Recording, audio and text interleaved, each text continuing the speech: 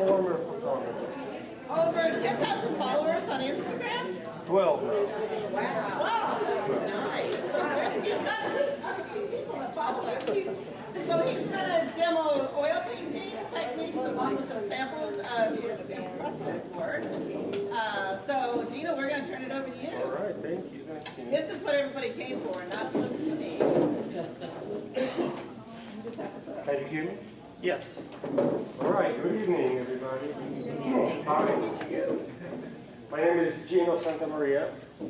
I am originally from Peru, South America, and my accent is completely fake, I want you to know. So that I sound interesting, more like an artist, and also you pay attention, okay? So I just wanted to make it clear. I'm from Peru, my mother was Italian, that explains the Gino and all that. And also, somebody mentioned photographer. That is my former life. I was a member of the media for a while as a photographer. I cover presidential elections every 4 years. How fun. And, but that's in the past. I am almost 66 now, so I intend to dedicate myself to full-time painting. Now, as I talk, I'm going to do a little demo. And this is pretty much what we carry as crazy plein air painters.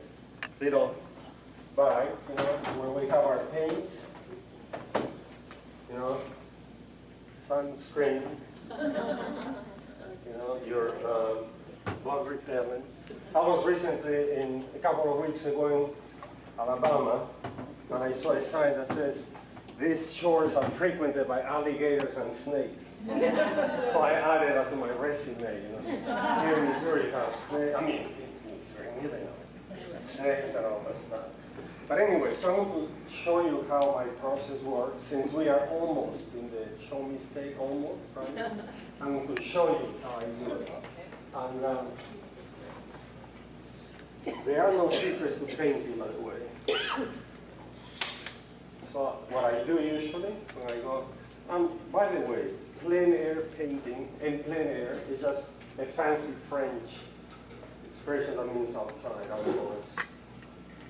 Okay, so this is how I set up. And there's a number of easels available in the market today. Some more practical than others. I recently bought this one because I intend to take a trip abroad for 3 months to paint in the northern mountains of Peru and then Argentina and Brazil as well. Travel is an obsession with me. So is with my daughter, so I have willing accomplices. All right, so this is my easel. Sits literally under a minute. And for the sake of time, I have already put the oils here. My palette is incredibly simple. Okay, palette means the colors you use. I just use basically 3 colors, the ones you see here, the primary colors. Cadmium-free yellow, cadmium-free red, and blue, ultramarine blue in this case. And you're asking, what about these?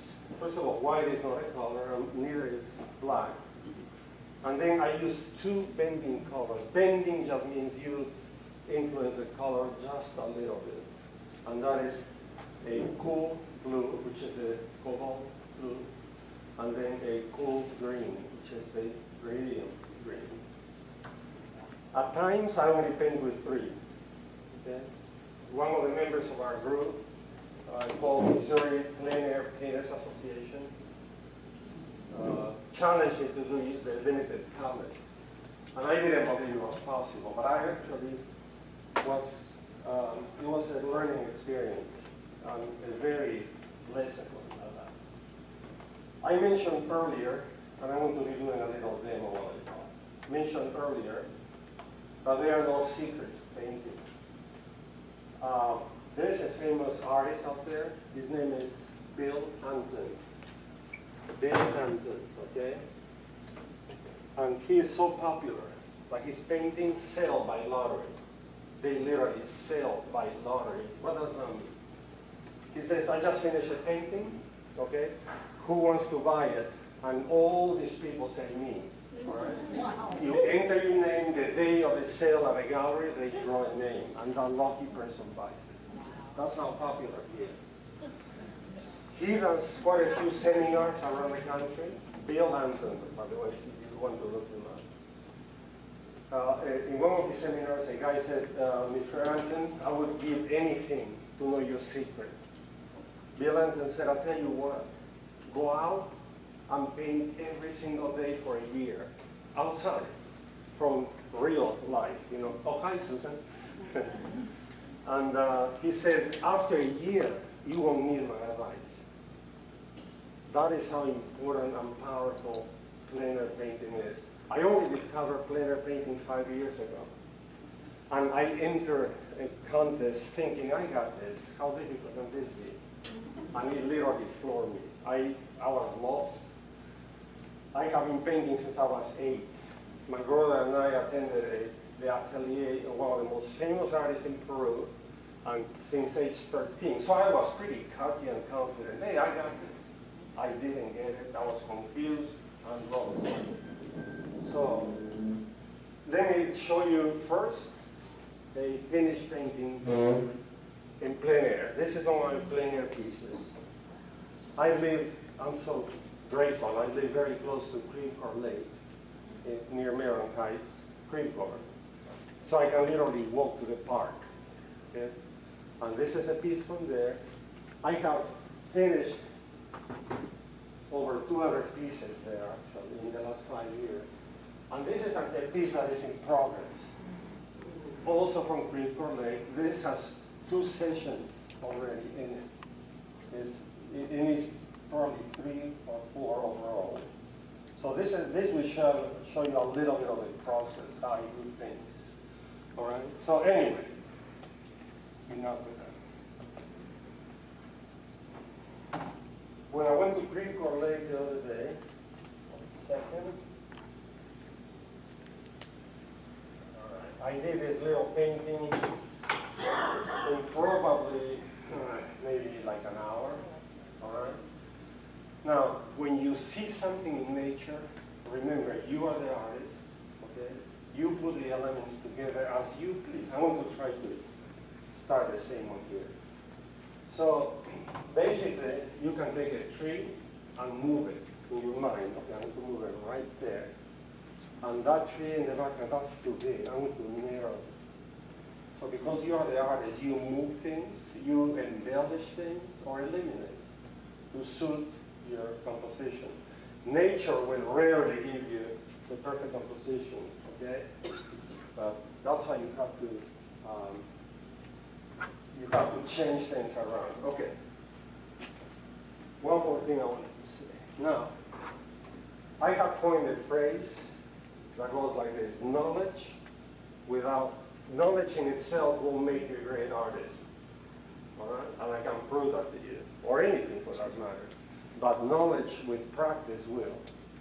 How many of you study Spanish in school? ¿Y cuántos de ustedes hablan el español perfectamente? That's what I thought. You didn't learn it. Because you didn't practice. Okay? I remember trying to learn Italian was one of the most frustrating experiences of my life. Because I understood the language perfectly, because my mother was Italian, but I couldn't speak it. It wasn't until I lost the fear of making a fool of myself that I just threw myself out there. And I actually started calling people, to say, I want to talk to you in Italian. Then, that is the way to do it. Now, some of you might be super passionate about painting. Some is just a hobby. For me, it's a consuming passion.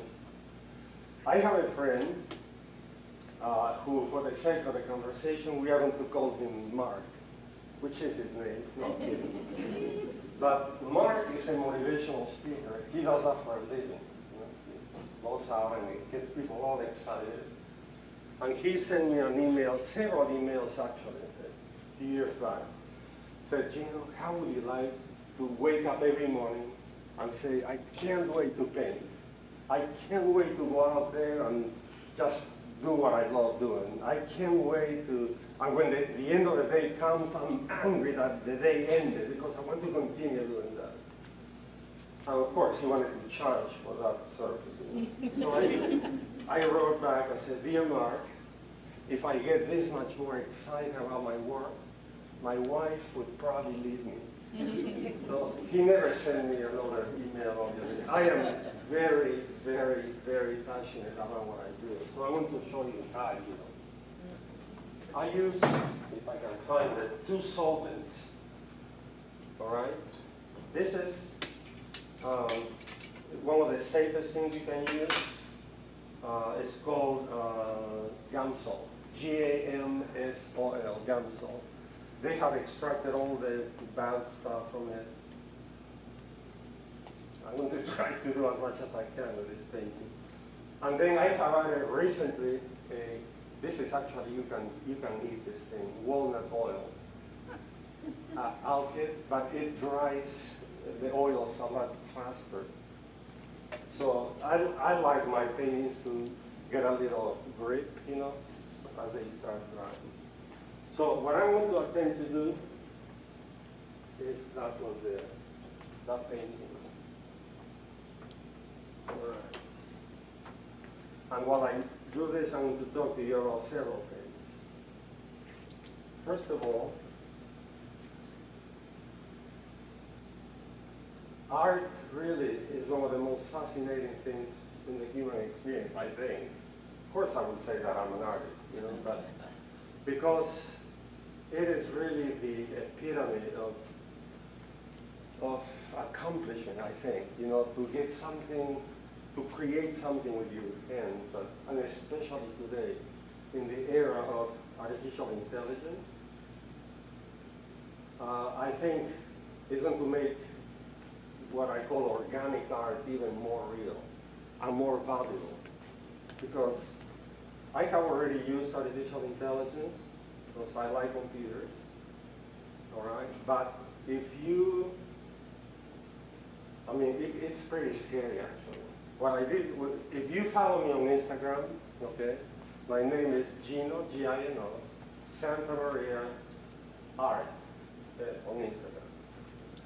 And you can see one of the pieces by the way, that's all I publish on Instagram, my paintings. I don't put pictures of my cats, of my daughters, or my breakfast, okay? Only painting.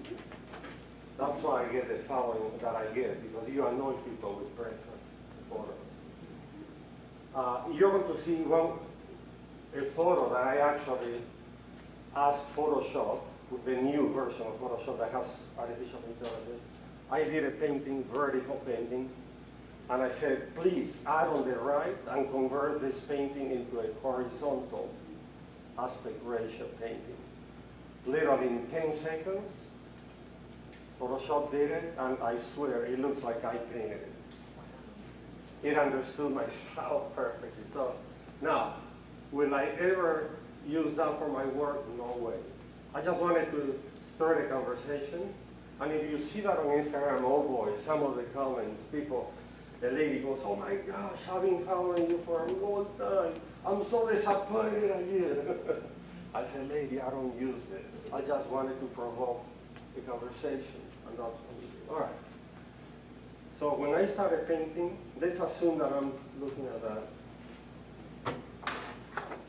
Now, this is a photograph, okay, of the place, you know. What I do is usually I take a picture. Later I call me if I want to do a studio piece.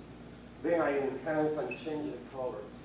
Because nature is not going to really always give you what you want. I have to hurry there. And then just be free. Don't have any fear of making a mistake. Because like I said initially, right, without practice, all the knowledge in the world, you can go to one seminar of painting every single day of your life. Will you learn? Of course you will. But will you get really better without practice? I seriously doubt it.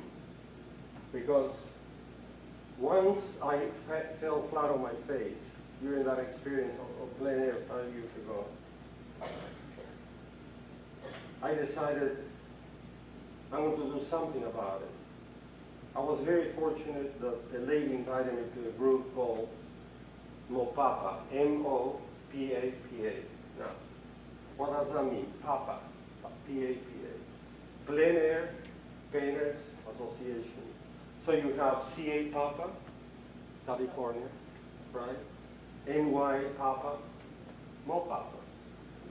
MOPAPA, if you Google that, has one website, one page website. Just Google that, MOPAPA, all right? One page. It tells you where we meet at a different park in the area every Sunday. Michael and Susan are part of the group, and unless I'm missing somebody else. And then there's no agenda other than painting. And there are people that are ranking amateurs and professionals and everything in between. So, you know, whatever you want to do, that's fine. If you want to learn, if you want advice from one of the painters there, they'll offer it to you at no charge. But if you don't want that, that's fine also. Some people bring their lunch, and at noon, they sit down and eat. Oh, as far as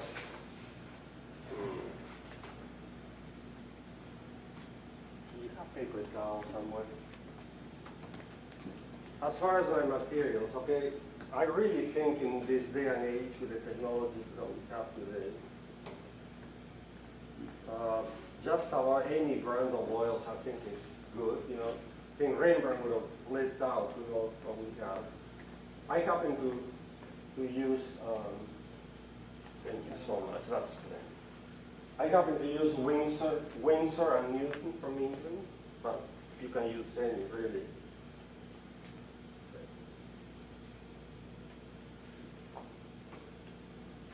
In general, if you can see, oh, yeah, you can see a bit of it. I start with my darks, and they work towards the light. Of course, easy for me to say right now. I usually do a painting like that, like I said, in 1 hour, assuming I'm really focused on it, and I'm not speaking with crowd. But I start with really broad brush strokes. The beauty of oil painting, by the way, is that if you make a mistake, it becomes a beautiful underpainting, literally. Because sometimes it creates texture. Now, when it comes to plein air painting, there are two kinds of people, or at least two kinds. Purists and people like me, we use plein air as a tool. You know,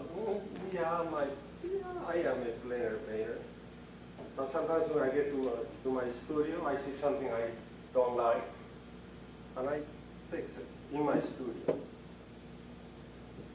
At other times, I do a plein air piece, and I say to myself, I really think this could make a really nice, larger version. And so I use the plein air piece, like in this case I am, and then create something larger. And in the process, you start adding more elements or not. All right. Something magical happens with the greens. And by the way, in Missouri and Illinois, we have lots and lots of greens. Lots of trees. My daughters always say, Dad, is that all you ever paint? Trees? I tell them, what else is there in the Midwest? Just trees. I like to travel and paint. My brother and I have a twin brother, and he's my partner in crime as far as traveling. We like to travel to the Arizona area, the Grand Canyon, and paint. There's a gallery in Santa Fe, New Mexico, that represents me, that carries my work. And as it is typical with galleries, they usually sell local work. You know, they are not going to accept the painting that I do here in the Midwest. So I go over there, and you know, a week or two, plein air painting. So we went to Taos and Santa Fe and different small towns in the area and did a bunch of paintings last year. And your brother's a painter too. Yes, he's a painter too. It's quite good. He's not as passionate as I am because he has so many other interests. He likes to play the classical guitar. And he's also an engineer like me. He's a hydraulic systems engineer. I am a genetic engineer. When we were growing up in Peru, when we were teenagers, my dad said, well, boys, what do you want to do for a living? What do you want to study? So we said, Dad, we want to be artists. And Dad just got really quiet. He said, I'll tell you what, boys, you study something useful, and I'll pay for it. Then once you graduate, you can do anything you want to. I said, good deal. I'm so grateful for that because it gave me a different mindset.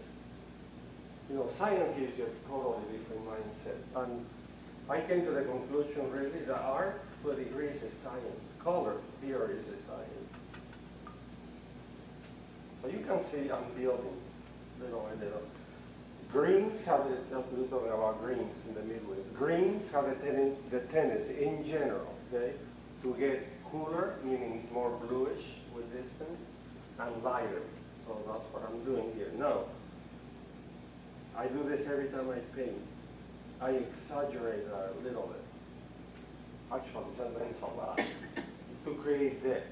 So here you can see, if you can see on the video, I hope you can. I'm starting to add a little more blue and a little more white to my distant color. Obviously, I will not finish this painting here, but I just want to give you a glimpse of what I do, how I do it. I think I am a pretty fast painter,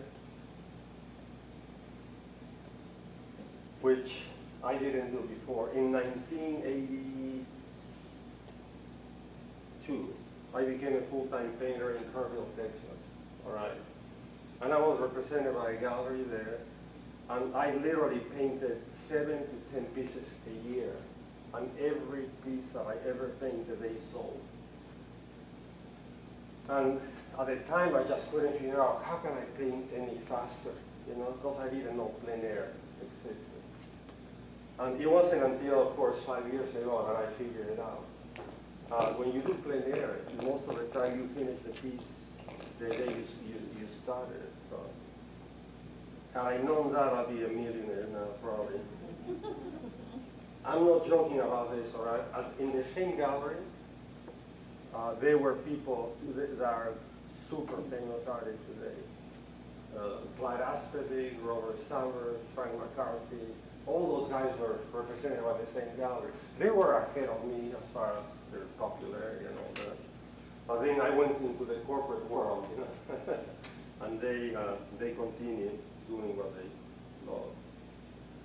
All right. I'm starting to imagine the tree trunk as a, you know, round thing. So the light is coming from my right, so I'm starting to add a little more shadows, and then highlights as well. My highlights are going to be a little bit cool towards the edge, you know, because of to push the highlights a little into the distance, and then a little bit warmer in the middle to give the appearance of the illusion of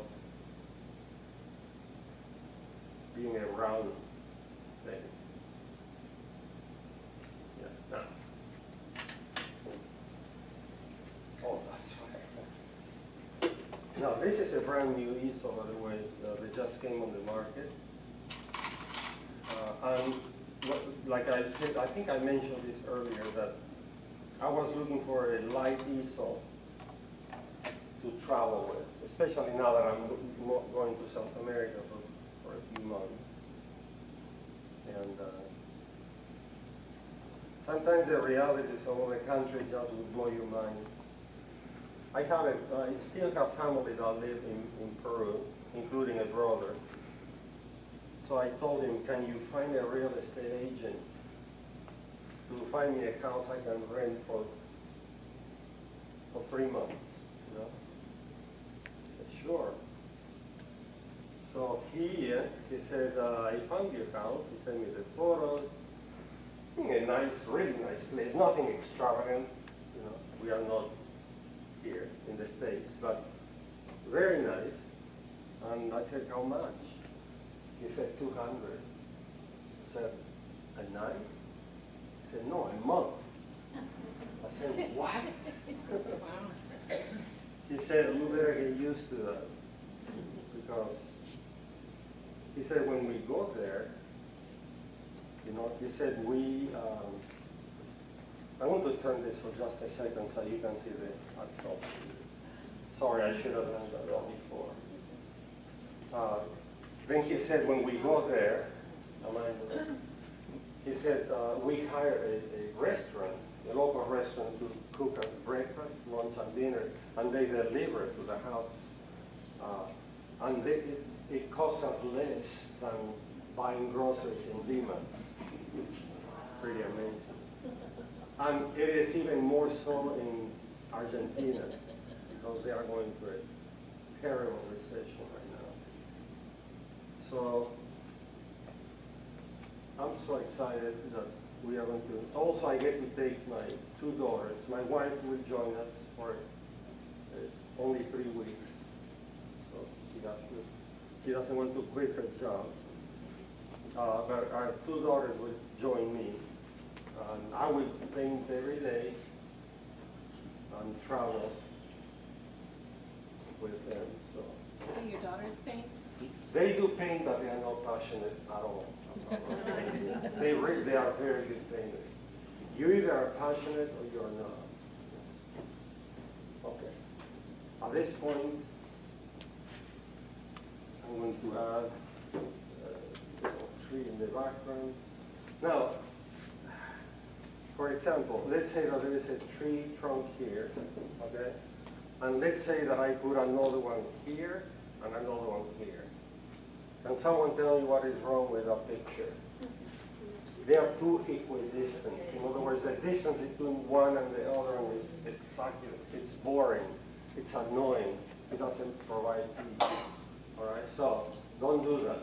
Make one maybe a little thick, maybe one a little thinner, then another one in the distance somewhere. I'm not trying to paint exactly there, what I see there. Then my greens will be considerably lighter and bluer.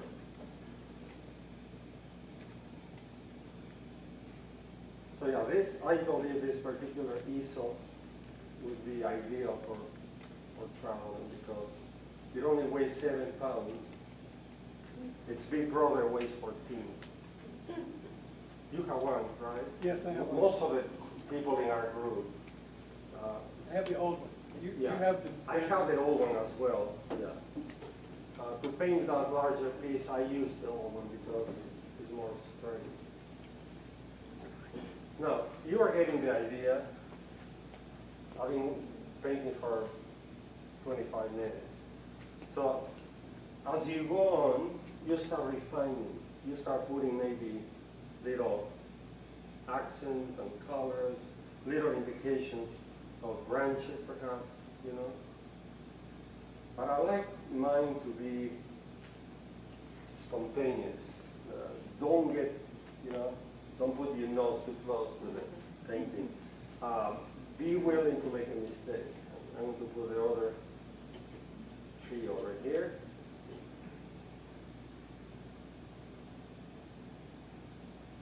Yeah, in other words, where was the guy that says happy accidents, you know?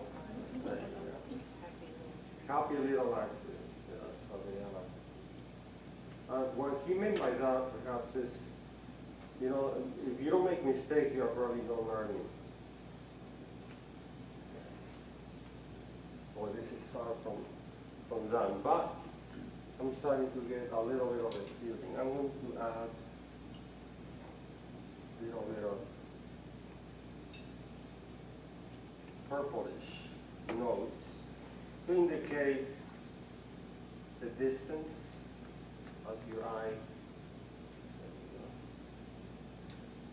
moves farther away. When I painted that piece of crystal lace, I promise you there were no purple accents in the background like that, but that's a painting, it's not a photograph. You have to put indications of things that make a painting read. You know, the painting reads. What does that mean in the art world? It means it looks good. It makes sense. That's what it means, to read. Now, when I'm painting at home, I do usually one of three things. Listen to classical music. I have a condition, okay, but my daughter has it even more prominent than me, where you cannot tolerate repetitious sounds. You know, it's just, I cannot tolerate it. So music, especially modern music that is repetitious, drives me, it makes me angry. The first time I was wondering, why am I so angry? Okay, so classical music is perfect for that, because it's less repetitious than most music. Or I'm listening to a podcast, or learning something, you know, because it's painting time, studio time is incredibly valuable. You can learn completely your language. I don't care how old you are. Seriously. God willing, I intend to learn a couple of more languages in the next year or two. There's only one way to do it, practice. I've been doing it while I paint, by the way. There were great minds throughout history. One of my favorite all-time people is Lorenzo de Medici. Lorenzo de Medici was an Italian merchant in the early 1400s, late 1400s to the 1500s. And the Medici are really the ones that invented the banking industry as we know it. Before that, you couldn't lend money with usury, with interest, because the Vatican called that a mortal sin, and you were excommunicated for that. So the Medici managed to move things around, okay, until the Pope needed to finance his war against France. Then Lorenzo de Medici, who is probably the most prominent of all of the Medici family members, became so engaged with the arts. He is solely responsible for the success of many artists, including Raphael, Sandro Botticelli, Michelangelo, even Leonardo. Of course, Leonardo and Michelangelo ended up with a mind of their own, and later they did their own thing, including Michelangelo, who worked for 9 popes in his lifetime, starting with, I believe it was Julius II, all the way to Pius IV. And what Lorenzo did was remarkable. He created a whole area, you know, a palace, where artists would be invited to live there and create. So anyway, it's fascinating what you can learn. If you really want to watch that in a beautifully made film series on Netflix, watch it, The Medici. They deviate a little bit from history, not too much. You know, they embellish it to make it more interesting, but how did I go into the rabbit trail? I have no idea. but I am absolutely fascinated by art history, and I like to corroborate history by going to those places, you know, and painting there. I was recently, my family and I traveled to Spain, and I was able to do several pieces from the Prado Museum and the surrounding areas around Madrid, and also a couple of museums there. And You mentioned Velasquez to me as one of your favorite artists. Velázquez, Diego Rodriguez de Silva y Velázquez, that's his whole name, was perhaps the most prominent Baroque artist of all time, Spanish artist of all time. And when I saw his pieces for the first time, it floored me, literally. I have grown to be a huge fan of Velázquez since I was 8 years old. My brother and I, with our allowance money, we would literally buy, books. An 8-year-old can imagine that, going to the store and buying art books. But that was us, My parents were smart enough. We were, my dad was a politician, so we were financially okay, not rich, but okay. And we never had a TV. How about that? We didn't have a TV until I moved from home. Then my parents wanted TV. So we had to find something to entertain ourselves with. So either we set the house on fire, no, I'm kidding. We almost did. Twins can be really bad together. But most of the time we painted. So he's your twin brother? Yeah, he's my twin. He actually lives here in Bridgeton. Yeah, he was living in England for a while, but then, I don't know, there's something about twins. Twins are close to each other, like we are, but you just, have to be with each other. When you're in the cities, do you paint cities, buildings? No, I prefer landscapes, So yeah. it's strictly- I did a painting of the Prado Museum. I was captivated by how, you see it on my Instagram page, that the painting. I was fascinated by the reverence with which people were seeing paintings of Velázquez at the Prado Museum. And so that really caught my attention. I did a painting of people just watching the painting, their backs towards the viewer. But it just, I don't know, it captures the reverence that people have for the great masters. But I do prefer nature. I am, I have 15 minutes, is that right, 15 minutes? Yeah. I enjoy being in nature very, very much. It's my happy place, it's my therapy hour, whatever you want to call it. One time my wife, because we our finder, our phones, we know where each other is or whatever, of our daughters and all that. She wanted to surprise me one time, so she decided to show up when I was painting in a remote area of Creek or Lake. This area is called Little Creek or, so it's not even Creek or Lake. And she said, "Oh my gosh, it was so hard to find you. You sure?" There were probably 2 other people around it. And she said, do you always paint in places like this? And I go, yeah, actually I do. Unless it's on a Sunday with a group, I like to go to a remote area where there's very few people. And it's just, I don't know, there's a therapeutic quality to the time that you are by yourself.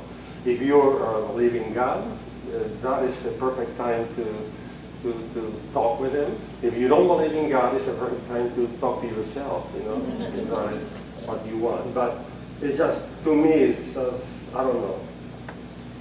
There's nothing better. All right. Do you have a few favorite places in the St. Louis metro area that you like to paint? Yes, absolutely. Creek or lake. We kind of figured that one. Like I said, I have done over 200 paintings since 2017 when I started plein air painting. Now,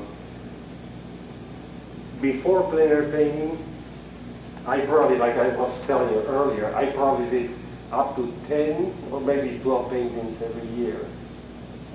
But since plein air, I have done to date, I don't know, but 668, I think. Let me see. On the back of every painting, I put GSM, my initials, 0, 5, then is sequential number, 568. And this was painted in August 14, 2022. I think I'm on 680 something online. But on the back of every painting, I write the location, my name, the code, just because I follow in the book, and the date. This one you're doing today would look good on my wall. I'm sure. What was your subject matter before you entered into Canada? Okay, excellent question. My brother and I were trained by this prominent artist in the classical style. So for whatever reason, for years and years and years and years, we did recreations of the masters. We recreated from Rembrandt to Rubens to Picasso, to modern masters like Picasso and Matisse. We had an agent in Florida who commissioned us to do paintings, for two kinds of clientele. Ones that want to enjoy a painting that looks, wow, is that real or is that original? And the second type of people were people who actually own the actual masterpieces, but for every $1 million that the piece is worth, you pay $30,000 a year in insurance if you keep it at home. If you give it to a museum, so they keep it for you, you still own it, they pay the insurance for you. So they would commission us to do a painting, and the challenge was you have to do it so good, sometimes it would take months, that they cannot tell the difference, that is the original. And many of the owners didn't tell their friends or relatives that piece hanging on the wall is the copy. So that's how we did for years. It was very challenging, very rewarding, until we did paintings of Van Heysen. I don't know if you know Jan Van Heysen, the Dutch artist from the 1600s. He used to paint still lifes with such detail. Flowers with bees and ants and insects and butterflies, where every little hair on their legs was painted. That was extremely challenging. So anyway, I'm going to stop here because I think the time is almost up. But also, if you have any other questions, I'll be more than happy to answer them.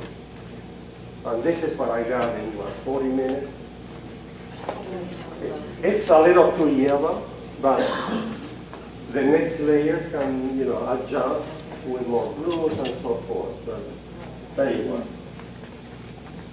Gino, when you track which paintings you've done, do you photograph each one? Yes, I photograph every. I mentioned before I was a photographer for the press. Also, I had a photo studio. When I sold everything, all my photography stuff, I kept a couple of lights, my studio lights, so I can photograph properly every painting. Yes, so I do keep and also, I don't know, maybe one day, I'm not sure I will, maybe one day I will do limited edition prints. Highlights. Not sure that I'll do that, but I really the light, the way that you paint the light into your Oh, thank you, painting. thank you. It doesn't have to be perfect, you know, sometimes spontaneous brush strokes, it just, I think, adds to the beauty of the piece. When you travel, there's a lot of things you have there that the TSA won't let you on the plane with, right? Exactly, exactly. When I travel, especially overseas, you have to take a chance with losing the paint. There's a label that you can print, that you find online, where the technical specifications of oils, you know, the combustion rate of oils are at 415 degrees, you know, which is way low, higher than, you know, I think 115 is the minimum they accept, so you are safe with that. But you have to put that in your luggage. So you are risking the fact that they lose your luggage, you know. Thankfully, I have never lost my luggage. And also, at this time I'm going to Peru, I already contacted a store with supplies, just in case. I am taking my own, but just in case, when I get there, if everything gets lost, you know, I'll be able to buy them at the local store. Oh, and here's another thing. I use this little linen panels. Okay, I have never taken a 3-month travel anywhere before. I usually go for a month, 2 weeks, 3 weeks. These little panels are a little heavy, you know, maybe, I don't know, half a pound maybe. So I intend to do, in the 3 months I'm abroad, I intend to do about 80 paintings. I'm being ambitious, okay? About 80 paintings. So I ordered 80 of these panels to test. I'm going to end up using them one way or the other, right? And it was nearly 40 pounds. There's no way I can travel with that. So I had to look for alternatives. So I found the same linen here, but in pads. So I bought those, and they probably weigh, my whole luggage is going to be well within the, you know, the acceptable. Will they be sturdy enough to stand up to the? I clip them. I'm going to just take one panel to clip them on. Then also I discovered Strathmore oil paper, and I use that also. I'm taking both. Yes, you had a question? When you're traveling a lot, like one place or 2 days or 3 days, how do you handle oils in dry time? Okay, very good. I'm always making things, okay? If I make a painting, you know, and let's pretend that's not one, carefully with both hands, you know, just put it in this little slot here, you know, and they go down, sorry. They go down, and they don't touch anything on the way down. You know, you can see here. So I travel with this. Now, with the ones I'm You going made to... that box. Yes, I made this box. I'm always making things. In my studio, I have a very large easel, weighs 250 pounds, but it wasn't perfect. So I have invented all kinds of little things, you know, like a piece of wood that you move in any direction to put to rest your hand on. That's the engineer in me, sorry. Okay, any other questions? Do you know what's the name of your easel? Okay, this one is the Soltec, S-O-L-T-E-K, Soltec Compact. Now, I'm glad you asked that question because let's say that I'm done with my painting, okay? So I put it in the box, you know, in the box, and nothing touches it. And then when I'm ready to pack this, I just go like this. The brushes that I have used that particular day outdoors painting, I wrap them in a small bag, plastic bag. Okay, like, so I'm going to do the real thing, so you can see what I mean by that. Yeah, traveling is tricky when you paint, but you have to figure out ways to do it. I do intend to go back to Europe to paint in Italy.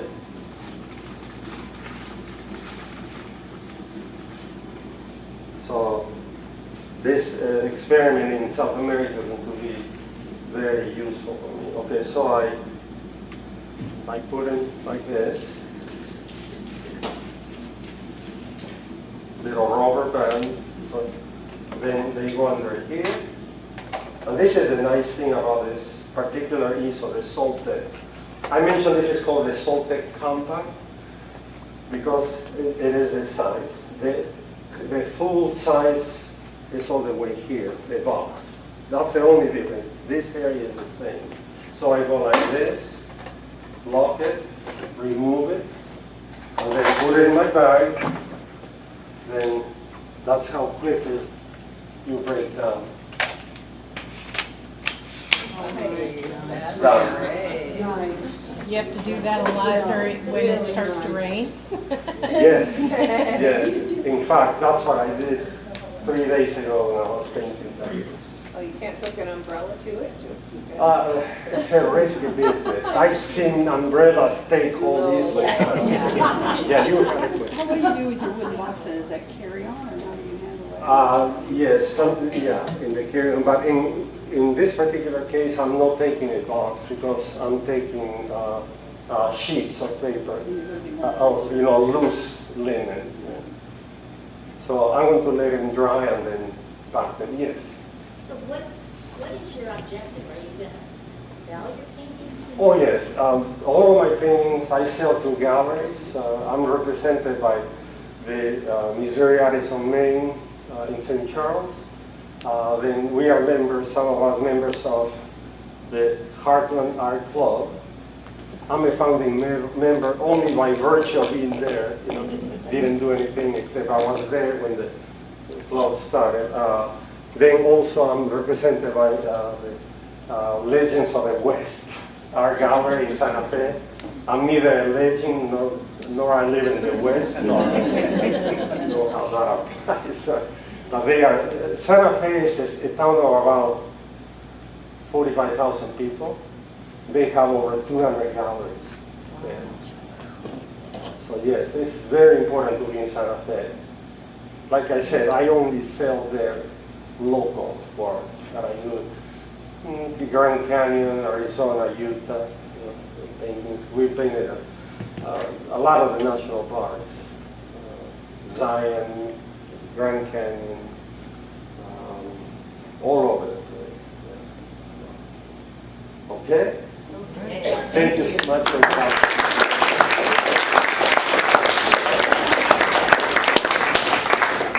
Thank you, that was very fun. Oh, can I say one more thing? You're about to judge your peers. I have been both judge and a contestant, okay? Every time I come to any art show or competition, in my head I think first place, second place, third place, honorable mention, okay? I'm wrong 99%. What does that tell you? It's not an indictment of you that didn't win, because the judge has a different set of, understanding of what beauty is. I do. I know what I like, I know what I don't like. It doesn't mean anything if you don't win. That's all I have.